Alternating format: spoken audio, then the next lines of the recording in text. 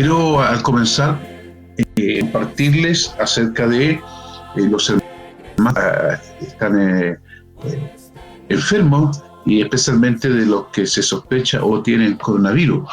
El hermano Bernardino amaneció un poco mejor, ¿no es cierto? Ayer pasó un día desagradable por los efectos en el cuerpo, y, ¿no es cierto? Pero hoy en la mañana ya está mejor. También hermano Álvaro, ¿no es cierto? Está esperando el resultado, pero está un poquito mejor también. Y acabo de hablar con Felipe, con mi hijo, y también ayer estuvo un poco complicado, en la noche le subió un poco la fiebre, pero amaneció por lo menos un poco mejor hoy en la mañana. Así que damos gracias al Señor.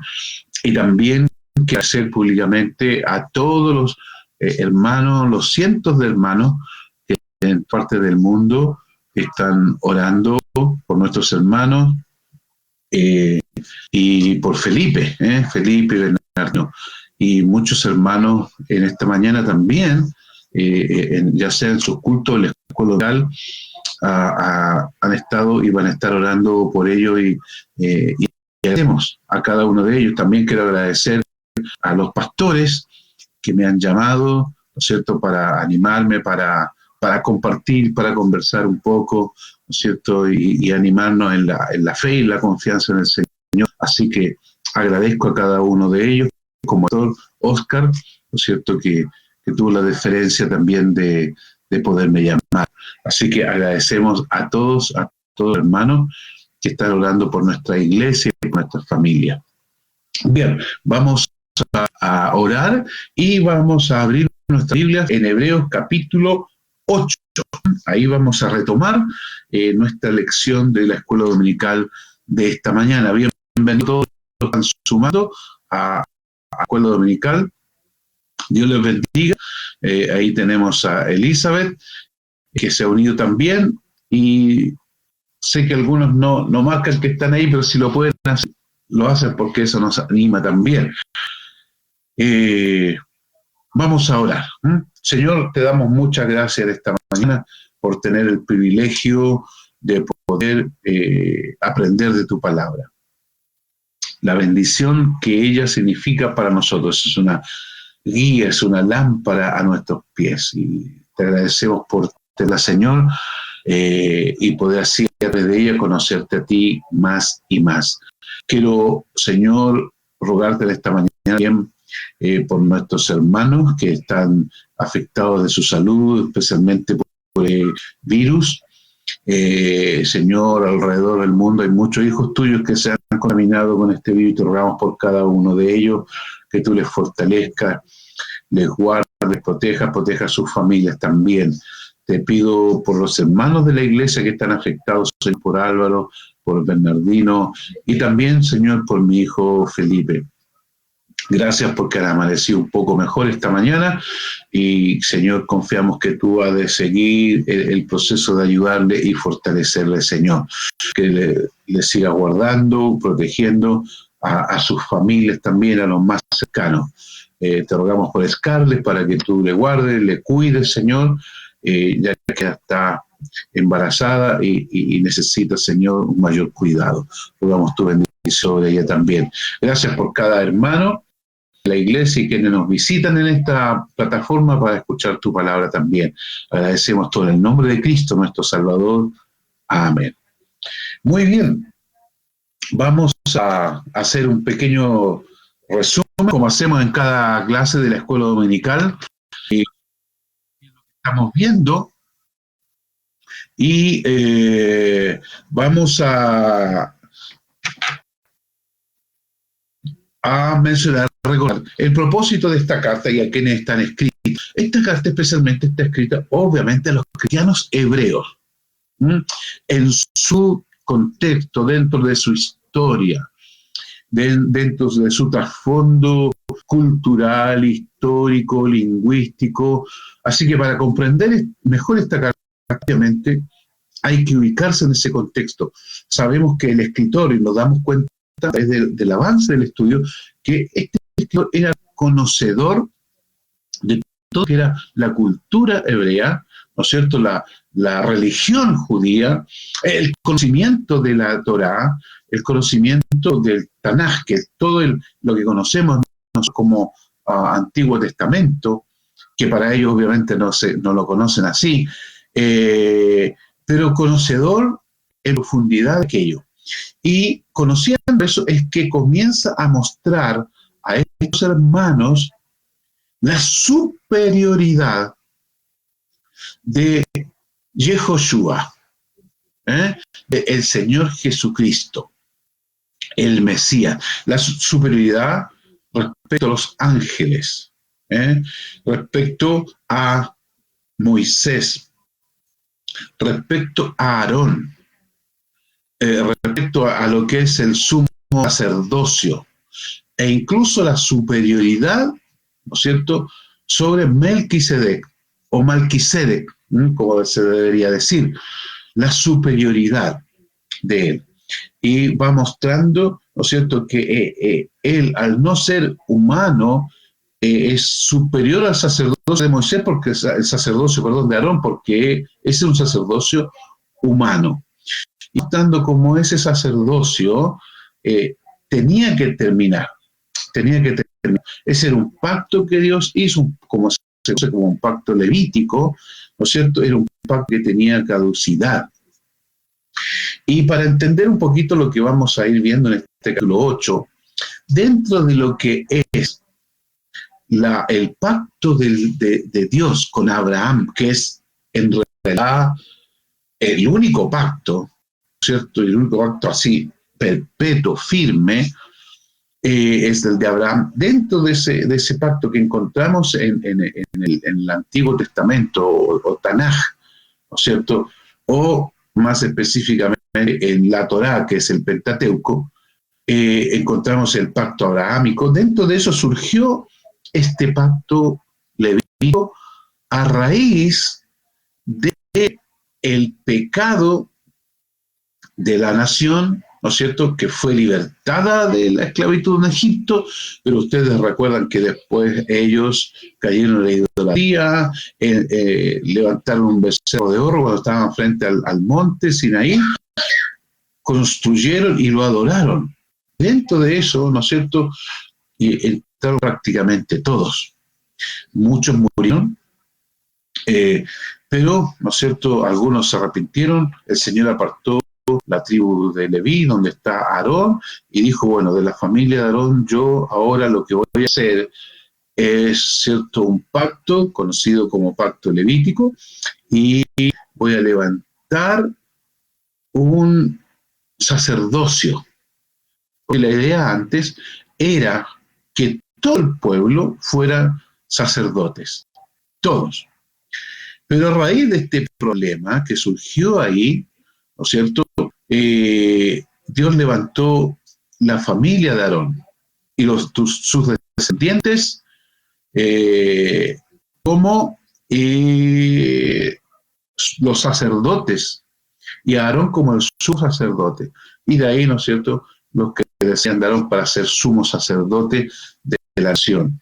Y surgió ese pacto. Pero aquí el escritor va a mostrar que ese pacto no era un pacto perpetuo, el levítico, el de Aarón, el del sumo sacerdocio o del sacerdocio. No era un pacto perpetuo. Sí el de Abraham.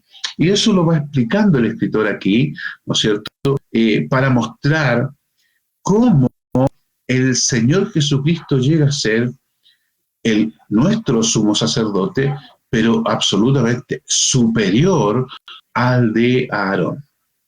Y encontramos aquí, y vimos algo la semana pasada, que ese sumo sacerdocio era imperfecto, el de Aarón.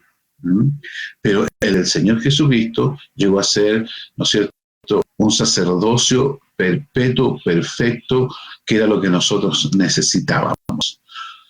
Bien, y nos vamos a encontrar con eso a medida que avanzamos hoy día en la clase. Así que espero que tengan abiertas sus Biblias ahí en Hebreos capítulo 8. Y vamos a comenzar a leer ahí. Bien, ¿qué dice entonces? Vamos a leer, quiero comenzar del versículo 1 y vamos a profundizar un poquito más a partir del versículo 6, que es de donde quedamos en la clase anterior. Hebreos capítulo 8. Ahora bien, dice aquí, el punto principal de lo que venimos diciendo, y si ustedes leen los versículos anteriores, ¿no es cierto?, está hablando de la ley del sacerdocio.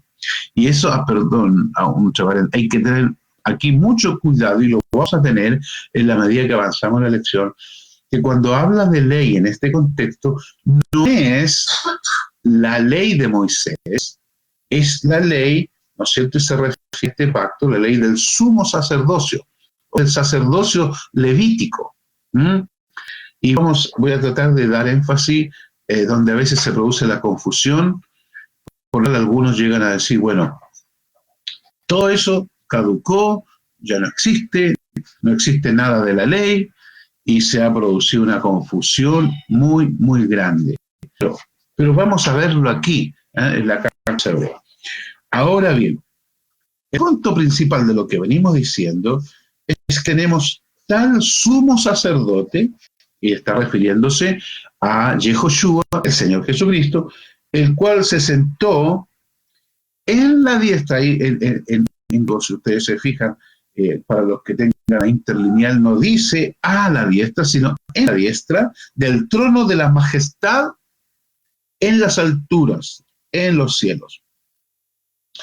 Ministro del santuario y de aquel verdadero tabernáculo que levantó el Señor y no el hombre. Y aquí esta parte es más bien en futuro, ¿no? Cuando se refiere que levantó, ¿no es cierto?, ministro del santuario y de aquel verdadero tabernáculo que levantó el Señor. Más bien es levantará, porque obviamente ese tabernáculo todavía no está, pero no es un tabernáculo físico, ¿ya? A diferencia, como dice aquí, tabernáculo que levantó el Señor y no el hombre, ¿cierto? Deja descartado el templo, el lugar, el tabernáculo que los hebreos conocían. Y de hecho el Señor ya había profetizado que ese templo iba a ser derrumbado.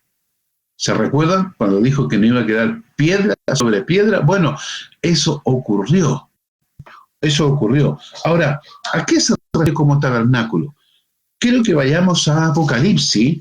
Mire, en el capítulo, 21 o 22, encontramos lo siguiente. Quiero leer 21, de 1 al 3, y después vamos a saltarnos al 22. Dice, vi un cielo nuevo y una tierra nueva, porque el primer cielo y la primera tierra pasaron y el mar ya no existía más, y yo, Juan, vi la santa ciudad, la nueva Jerusalén, descender del cielo de Dios, dispuesta como una esposa ataviada para su marido. Versículo 3, oí una gran voz del cielo que decía, he aquí el tabernáculo de Dios con los hombres, y Él morará con ellos, y ellos serán su pueblo, y Dios mismo estará con ellos como su Dios. Entonces dice aquí en el versículo 3, aquí el tabernáculo de Dios con los hombres. ¿A qué se refiere? Mire, en el versículo 22, si ustedes van a su Biblia aquí, capítulo 21, ¿qué dice? Versículos, voy a leer del 22, dice, y no vi en ella templo o tabernáculo, no vi en ella templo, porque el Señor, Dios Todopoderoso, es el templo de ella. Es decir, es ahí que se traduce en español en muchas partes, no es una I que conecta, sino una I que es explicativa. En griego es así la I. Entonces, es que lo que como se tendría que leer es, y no viene ella templo, porque el Señor Todopoderoso es el templo de ella, es decir, el Cordero. O sea, el Señor mismo, nuestro Señor Jesucristo, es el templo también, es el tabernáculo. Tremenda, tremenda enseñanza. ¿Eh? Bien, sigamos entonces, versículo 3. En el contexto del sacerdocio, ¿no es cierto?, y de la ley del sacerdocio. Porque todo sumo sacerdote está constituido para presentar, ¿qué cosa? Ofrendas y sacrificios. Por lo cual es necesario que también éste tenga algo que ofrecer. Ahora, ¿qué es lo que ofrecía a el sumo sacerdote cuando entraba al lugar santísimo? Él ofrecía sangre, pero no su sangre, sino la sangre de un animal. Eso es lo que ofrecía.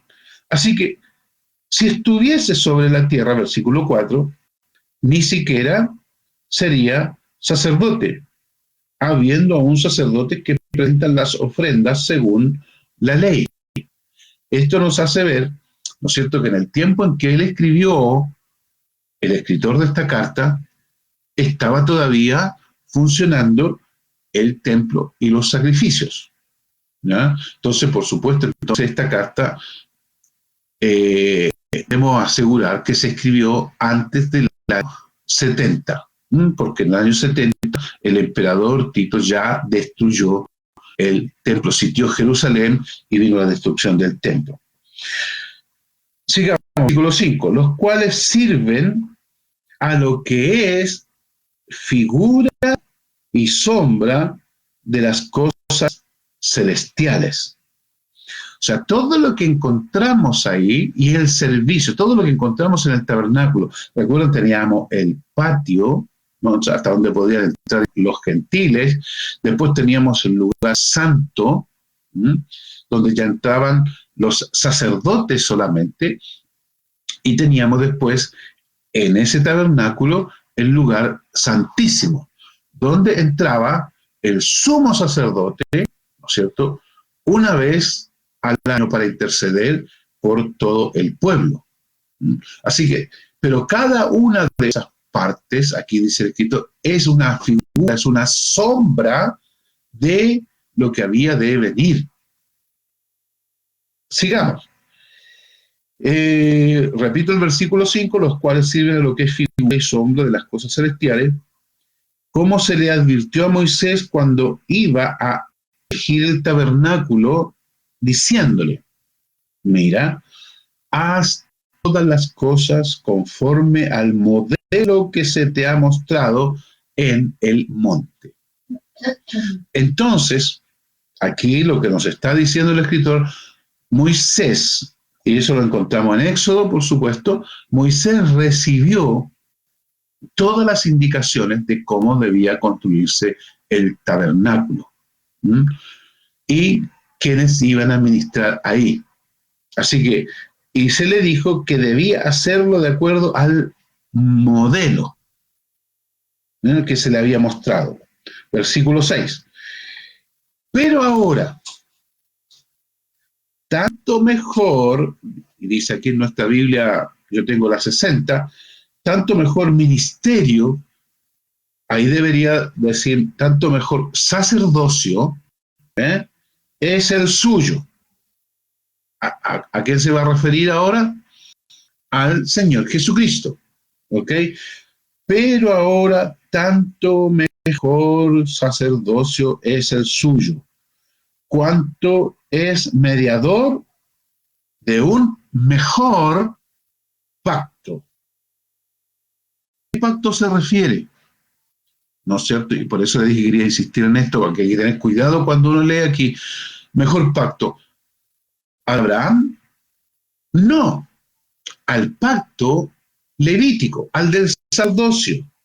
Entonces está diciendo que el Señor Jesucristo es un mediador de un pacto mejor o mejorado, pacto levítico, establecido sobre mejores promesas. ¿A quién se le prometió en la Biblia? ¿Con quién Dios hizo un pacto y le hizo promesas? Con Abraham. Entonces está diciendo aquí, ¿no es cierto?, que lo que ha hecho el Señor es establecer un mejor sacerdocio, mejor porque lo otro tenía caducidad y este es eterno, sobre un mejor pacto porque el pacto levítico del sacerdocio solamente podía cubrir los pecados y nada más, era como por pasarlos por alto. Ahora dice, el de él es mejor porque sabemos que a diferencia de lo que hacían los sacerdotes y lo que lograban y lo que logró el Señor Jesucristo es tremendamente diferente. Ellos podían solamente cubrir, pero el Señor lo que logró para nosotros fue quitar el pecado. Ya no pasarlo por alto, sino quitar el pecado. Y como encontramos en las clases anteriores, ¿no es cierto?, logró esa perfección para nosotros que habla de que ahora tenemos la palabra de Dios intronizada en nosotros, pero además conciencia limpia, el pecado quitado. Entonces, pero establecido, dice aquí, sobre mejores promesas. O sea, mejoradas las promesas que Dios había hecho a Abraham. ¿Por qué? Bueno, porque Abraham era la tierra, ¿no es cierto?, su descendencia, pero mejorado ¿por qué? Porque hoy nuestra promesa para nosotros no es la Jerusalén terrenal, es la Jerusalén celestial. Y eso es lo que a Abraham le motivó, porque lo vamos a encontrar más adelante, es lo que vio. Más que la tierra prometida física, fue la Jerusalén celestial. Pero además, la descendencia iba a ser el Mesías. No solamente Isaac, sino el Mesías que iba a lograr el perdón de los pecados del hombre. Entonces, las promesas a Abraham también mejoradas. Y eso es lo que ha logrado el Señor Jesucristo para nosotros. Y mire lo que dice el escritor. Continuemos en el versículo 7. Porque si aquel primero hubiera sido sin defecto, ciertamente no se hubiera procurado lugar para el segundo. ¿A qué se refiere? Al pacto levítico, al pacto del sacerdocio. Hay algunos que toman este versículo sin entender el contexto, toman el versículo para decir, ve, el Nuevo Testamento, o sea, el Antiguo Testamento ya está caduco. Ya no hay que cumplir nada del Antiguo Testamento. Y dicen, bueno, la ley, y lo toman en general, y no sabe que cuando habla de ley acá, está hablando del sumo sacerdocio. Dicen, la ley, tomando todo el Tanaj y toda la Torá, queda obsoleto. Y eso es un tremendo error. Un error del estudio de la palabra de Dios. Porque aquí en el versículo 7 se está refiriendo a un sacerdocio, un ministerio sacerdotal imperfecto, incompleto, porque no lograba todo lo que Dios tenía planeado hacer. Y que solamente lo iba a lograr el Mesías. Entonces, repito, porque si aquel primero hubiera sido sin defecto, ese sacerdocio, ciertamente no se hubiera procurado lugar para el segundo. Porque reprendiéndolos, dice, he aquí, vienen días, dice el Señor, en que estableceré en la casa de Israel y la casa de Judá un nuevo pacto. ¿Mm? O sea, un pacto mejorado. Estamos hablando del pacto levítico, ¿ok? No como el pacto que hice con sus padres. Está hablando de los padres de ellos. ¿Eh? No está hablando de Abraham. No está hablando de Abraham ni de los hijos de Abraham, está hablando del pacto que hizo con ellos, ¿eh? Con las 12 tribus. Un pacto, no como el pacto que hice con sus padres. Ahora, quiero aprovechar de aclarar, porque seguramente ustedes leyendo sus Biblias van a encontrar que aparece en Levítico, y vamos a buscar en Levítico 25, una palabra que pareciera que está contradiciendo esto, o esto está contradiciendo el pacto levítico, ¿ya? Y es en Levítico 25, versículos 12 y 13. Vamos a Levítico 25,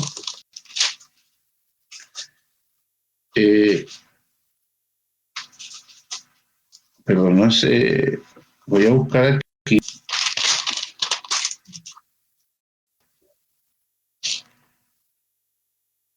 Creo que lo tenía por aquí marcado.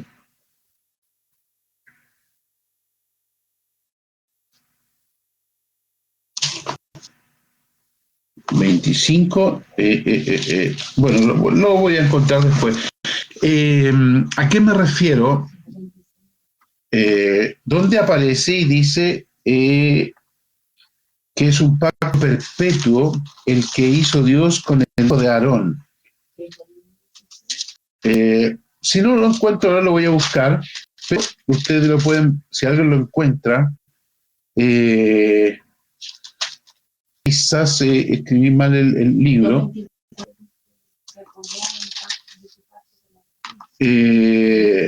Tiene que ver, ¿no es cierto?, con el pacto levítico, y ahí dice que haría un pacto perpetuo, ¿no es cierto?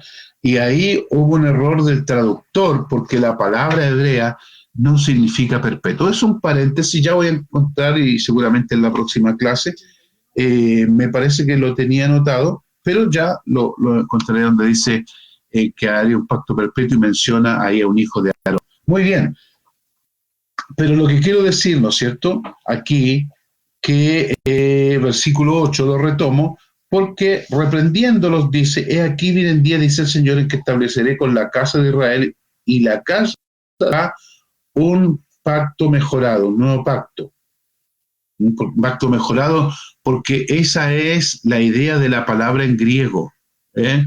No un pacto mejor, porque eso da la idea como, bueno, ahora hay algo mejor y que ha desechado todo. No un pacto mejorado. El pacto levítico se refiere. Seguimos en el versículo 9. No como el pacto que hice con sus padres el día que los tomé de la mano para sacarlos de la tierra de Egipto. Se fija, se refiere al pacto levítico, no con Abraham. Ese de Abraham no ha terminado, no ha caducado. Ese sigue y permanece hasta el día de hoy. Ellos abrogaron el pacto. O como dice aquí, ellos no permanecieron en mi pacto. Ellos permanecieron en mi pacto. La palabra ahí es abrogaron mi pacto. Y yo me desentendí de ellos, dice el Señor. Por lo cual, y aquí quiero leer unos versículos, ¿no es cierto?, que están relacionados con este mejor pacto. Bien, dice, por lo cual, este es el pacto que haré con la casa de Israel. Desde aquellos días, dice el Señor, después de aquellos días en que este pacto levítico quedaba eliminado y Dios establecía uno nuevo, mejorado, ¿no es cierto? Después de aquellos días, dice el Señor, pondré mis enseñanzas en la mente de ellos y sobre su corazón las escribiré y seré a ellos por Dios y ellos me serán a mí por pueblo. Fíjese, y eso es lo que tenemos hoy día. Hoy día tenemos los que hemos sido salvos, tenemos la palabra de Dios en nosotros, a diferencia de lo que ocurría antes. Pero más, ¿no es cierto? Somos el pueblo de Él, todos los que hemos sido salvos, todos. Ha habido un cambio, antes eran ellos el pueblo, pero ahora somos nosotros, todos los que hemos sido salvos por Él, ¿no es cierto? Y la gracia del Señor nos ha alcanzado. ¿Se fija? Esto creció. Y dice luego, y ninguno enseñará a su prójimo, ni ninguno a su hermano, diciendo, conoce al Señor, porque todos los de ese pueblo, dice, me conocerán. Del menor hasta el mayor. Entonces está hablando aquí de algo mejorado, un pacto mejorado. Pero el versículo que sigue nos va a hablar de esa función sacerdotal y que es mejorada. Dice, porque seré propicio a sus, ¿qué? Injusticias. Esto lo encontramos en el Antiguo Testamento. Y nunca más, fíjese, me acordaré de sus pecados y de sus iniquidades. Esa es la función sacerdotal de este nuevo sumo sacerdocio. Dice, porque seré propicio. ¿Recuerdan ustedes el propiciatorio que había en el lugar santísimo, que era la tapa, ¿no es cierto?, de la caja que había ahí? El propiciatorio tenía una hendidura donde se colocaba la sangre, ¿no es cierto?, ofrecía el sumo sacerdote al principio al orto. Bueno, él está diciendo, ahora él será, ¿no es cierto?, porque seré, en este caso, él personalmente sería el propiciatorio a las injusticias. Y nunca más me acordaré de sus pecados y de sus iniquidades. Y ese es el sumo sacerdocio que hoy día está funcionando. Mientras estuvo aquí el Señor en la tierra, ese sacerdocio estaba siendo todavía ejercido hasta que se destruyó el templo. Pero cuando el Señor ascendió, Él comenzó a hacer en el cielo un sacerdote de arriba, superior al de Melquisedec, y ha logrado para nosotros, y logró para nosotros, como dice aquí, ser propicio y que nuestros pecados sean quitados y nuestras iniquidades. Y aquí dice, nunca más me acordaré. ¿Por qué? Porque Él eliminó nuestro pecado. Por eso hoy día somos libres en nuestra conciencia. Fíjese lo que logró el sacrificio del Señor Jesucristo para nosotros hoy día, a los que estamos bajo este pacto mejorado, un ministerio mejorado del Señor, ¿no es cierto? Y además, bajo ese sacrificio perfecto que ha quitado nuestro pecado. Y aquí la Escritura haciendo referencia a todo lo que ellos conocían. ¿Se fija? Entonces es muy importante entender aquí, ¿no es cierto?, que lo que no dice es que todo lo que encontramos nosotros de acuerdo a nuestra definición de Antiguo Testamento, haya sido quitado. No, no, no. Aquí tiene que ver con el sumo sacerdocio y, por supuesto, los sacrificios. Hoy día no hay que estar haciendo sacrificios. Y es un error, y como lo dije la semana pasada, es un tremendo error. Incluso cristianos hoy día que se alegran o pretenden que se reconstruya el templo. ¿Qué va a suceder ahí? Hacer sacrificios. Y significa eso, van a estar desechando al Mesías. Y ejemplo, si se construye o reconstruye, ¿va a servir para qué? No, no va a estar el Señor, no va a estar la presencia de Dios, va a estar la presencia otro, del enemigo. Entonces, no es correcto pretender hoy día, es un error, pretender que se reconstruya el templo. ¿Para qué? No tiene sentido. Y eso es lo que tiene que entender el pueblo judío. También, que ellos rechazan al Mesías. Hoy día ellos tienen un rechazo absoluto, ¿no es cierto? Allá se puede ser de cualquier religión, pero menos ser cristiano. Porque el cristiano los echan, los expulsan, ¿no es cierto? El Estado de Israel, como escuchaba hace un día, el Estado de Israel es un Estado democrático, pero no un Estado cristiano, como algunos creen entender, o religioso. Muy bien. Capítulo 9.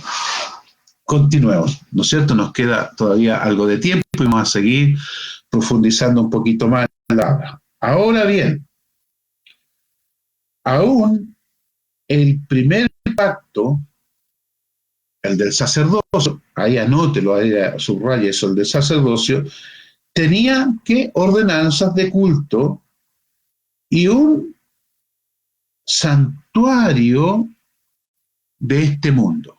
Terrenal dice ahí, pero sería mejor un santuario de este mundo.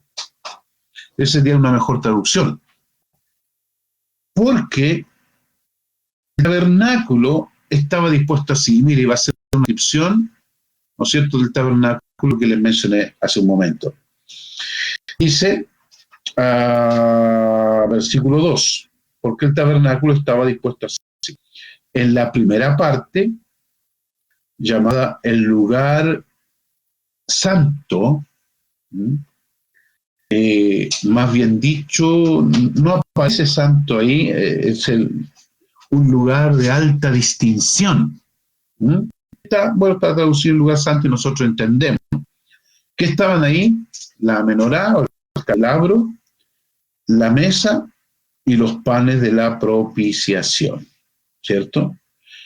Versículo 3, tras el segundo velo, algunos de ustedes en sus Biblias seguramente tienen el mapa, el dibujo del tabernáculo, lo pueden ver. Yo estaba buscando en mi Biblia, no lo tengo porque me hubiese gustado mostrárselo, pero no lo tengo, pero en algunas Biblias atrás aparece. Entonces, aquí está diciendo, tras el segundo velo, estaba la parte del tabernáculo llamado el lugar santísimo, ¿no? O una traducción, pero es más complicada, pero tiene que ver con un hebraísmo. Dice la distinción de todas las distinciones, o sea, el lugar, la distinción de todas las distinciones, o sea, que tenemos aquí el lugar santísimo, el cual tenía un incensario de oro y el arca del pacto cubierta de oro por todas partes, en la que una urna de oro, una caja, una urna de oro, que contenía tres cosas: el maná, la vara de Aarón que había reverdecido y las tablas del pacto. Las tablas del pacto. Una pequeña acotación. la Torá, que son para nosotros, ¿no es cierto?, el Pentateuco, pero para el pueblo hebreo es la Torá, o el Tanaj, que para nosotros es todo el Antiguo Testamento, donde están los libros históricos, los proféticos, ¿no es cierto?, están los salmos, los proverbios, ¿no es cierto?, conocidos por ellos como los libros. Eso no es el pacto. El Antiguo Testamento contiene el pacto. Y eso es importante entenderlo. ¿Por qué? Para poder entender, aquí cuando dice las tablas del pacto, ¿no?, está hablando de que estaba ahí lo que Dios le dictó a Moisés. ¿Ok? Y sobre ella, versículo 5, los querubines, gloria que cubrían el propiciatorio, esa tapa de esa arca, de las cuales cosas no se puede ahora hablar en detalle. Aquí más bien está diciendo, mire, de estas cosas no es necesario hablar porque ustedes ya las conocen. Esa es la idea más bien del versículo. Muy bien. Y así dispuestas estas cosas, en la primera parte del tabernáculo entraban los sacerdotes continuamente para cumplir los oficios del culto, ¿no es cierto? Ellos diariamente, semanalmente, anualmente estaban entrando a esa primera parte, conocido como el lugar santo, o de alta distinción, para cumplir su ministerio, su sacerdocio. Pero en la segunda parte, solo el sumo sacerdote una vez al año, no sin sangre, lo cual ofrece por sí mismo y por los pecados de ignorancia del pueblo. Entraba una vez al año enganchado a un candado, a una cuerda, por si moría. Y más de alguno murió, ¿no es cierto?, ahí adentro. Era un lugar santísimo y había que entrar con algo que presentar. Y si alguien violaba eso, moría inmediatamente. Entonces lo tenían que sacar, nadie podía entrar ahí. O sea, era privilegio de uno, una vez al año, el entrar al lugar santísimo. Fíjese qué diferencia hay hoy día. ¿Por qué? Porque hoy día nosotros, por eso lo que el Señor Jesucristo logró es todo mejorado. Ahora todos podemos entrar al lugar santísimo, todos los que hemos sido salvos. No hay un velo que impida. Y ustedes recuerdan, cuando leemos los evangelios, lo que sucedió en el templo, cómo ese velo fue quitado. Y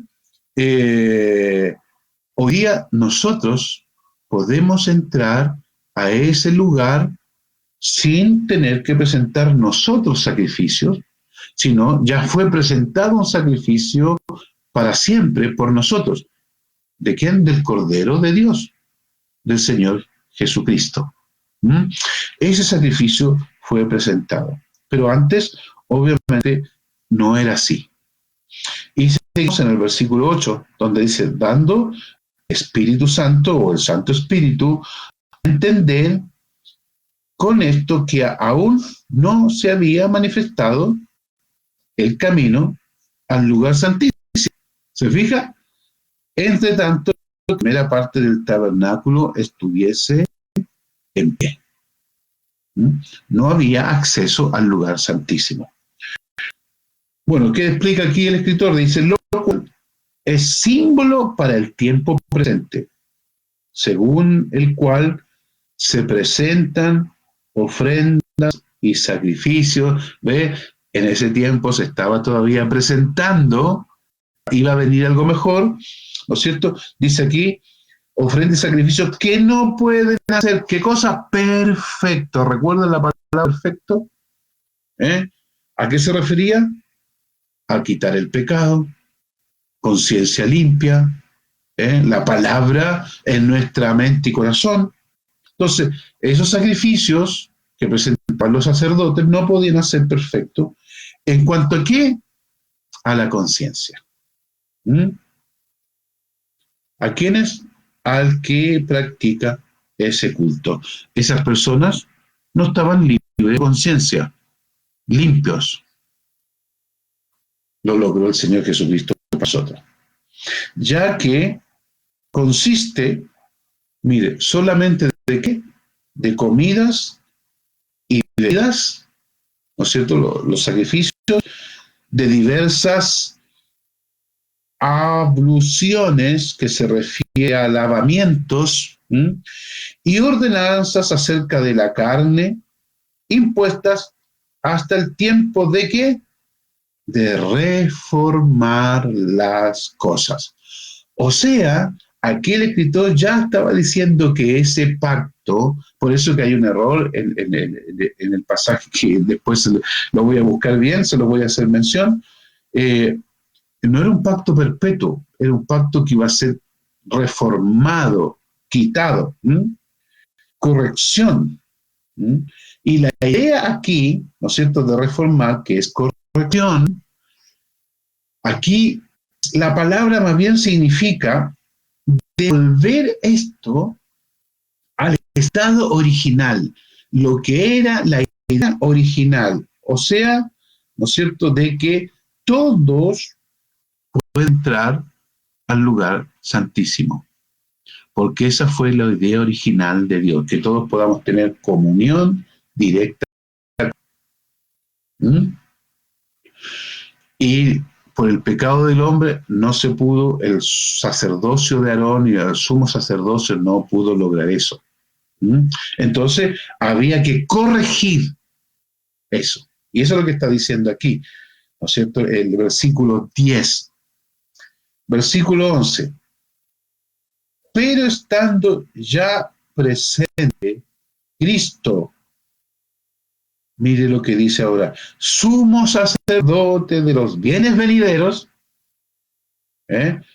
por el más amplio y más que perfecto tabernáculo, y ya vimos que el tabernáculo es el mismo, no hecho de manos, es decir, no de esta creación, y no por sangre de machos cabríos ni de becerros, ya que eran los sacrificios que se presentaban, sino por su propia sangre, la del Mesías, entró una vez para siempre en el lugar santísimo, en ese lugar de máxima excelencia, habiendo obtenido, ¿qué cosa? Eterna redención.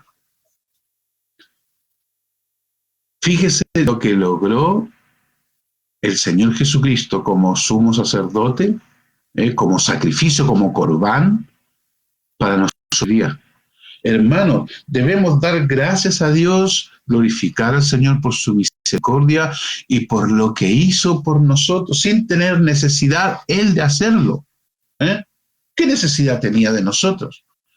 Pero su amor y su misericordia y su gracia hizo que se sacrificara, muriera, resucitara para lograr para nosotros eterna redención. Nos compró de la esclavitud del pecado, como explica Pedro, y nos compró para Él. Antes éramos esclavos del pecado y ahora le pertenecemos a Él, somos siervos de Dios. Y explicaba eso el otro día. Hermanos, nosotros tenemos libertad. Su palabra nos hace libres, pero no para hacer lo que nosotros queramos. Es para hacer su voluntad y no la voluntad del enemigo. Entonces nos compró para Él, obteniendo eterna redención. El origen de esta palabra redención nos habla de que antes estábamos nosotros en un mercado de esclavos. Éramos esclavos y nos libró, nos compró para Él. Eso habla esta palabra.